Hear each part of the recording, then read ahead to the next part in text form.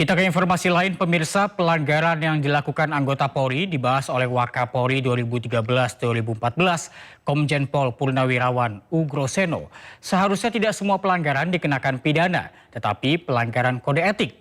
Kita simak bersama dalam program To The Point aja, Sindo News berikut ini. Jadi saat kejadian Sambo kan saya juga mengikuti di situ. Jadi pasal obstruction of justice yang diterapkan pada anggota yang diduga lah datang ke TKP, kemudian bukan merusak atas perintah atau tidak sengaja atau menyebabkan TKP rusak dan sebagainya. Saya bilang kalau anggota bukan pelaku kejahatan kemudian mendatangi TKP dan mungkin ada unsur sengaja atau tidak sengaja ya merubah posisi-posisi TKP itu, nah, sebaiknya dikenakan tentang kode etik, gitu loh. Jangan langsung dipidana. Nah, saya membayangkan kalau semua petugas lalu lintas yang datang ke TKP kecelakaan lalu lintas sepeda motor, kemudian salah menempatkan sepeda motor dan salah menempatkan korban, dikasih gambar kapur kemudian dipoto, loh, ini masuk pidana, berapa anggota polisi lalu lintas akan dipecat, gitu kan? Jadi TKP rusak itu sebetulnya makanan polisi yang paling enak kalau itu kasusnya terbuka, ya kan?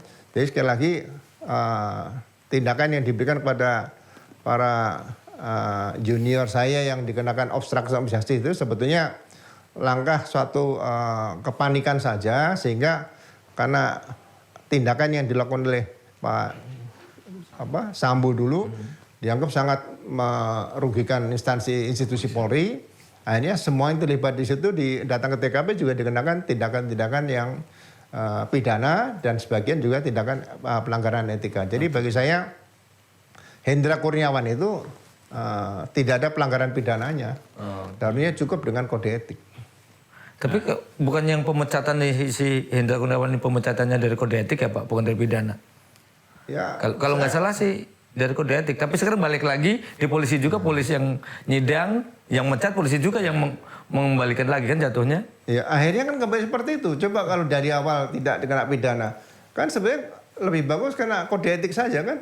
Akhirnya kembali ke kode etik lagi di situ. Iya. Tapi kan gini Pak, waktu itu kan tekanan publik sangat kuat ya Pak ya. Ketika masalah Sambo ini kan emosi publik itu teraduk-aduk, bahkan ingin agar ini harus dihukum berat, dihukum mati segala macam. Nah mungkin sebagai pengalaman Bapak sebagai polisi yang sudah lama, itu ketika menghadapi tekanan publik kan pasti ya pernah menghadapi kasus yang tekanan publiknya sangat kuat Pak. Itu seperti apa Pak? Sebenarnya apakah itu bagian dari ujian seorang kepala polisi untuk menentukan saya harus bersikap di mana? Antara tekanan publik atau dengan keadilan gitu? Nah, ya tetap berpegang pada keadilan.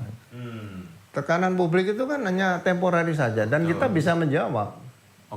Itu loh. Jadi contoh waktu kasus di Poso ya. Iya, Poso.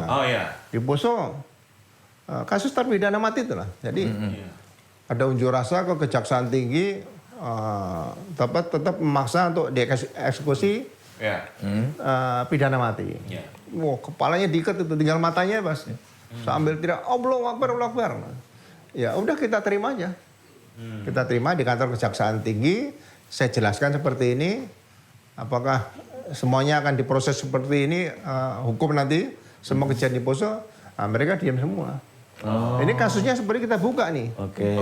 Mereka mungkin kurang informasi, setelah dibuka ya mereka bisa nerima, nggak ada masalah. Artinya kuncinya di transparansi ya Pak ya?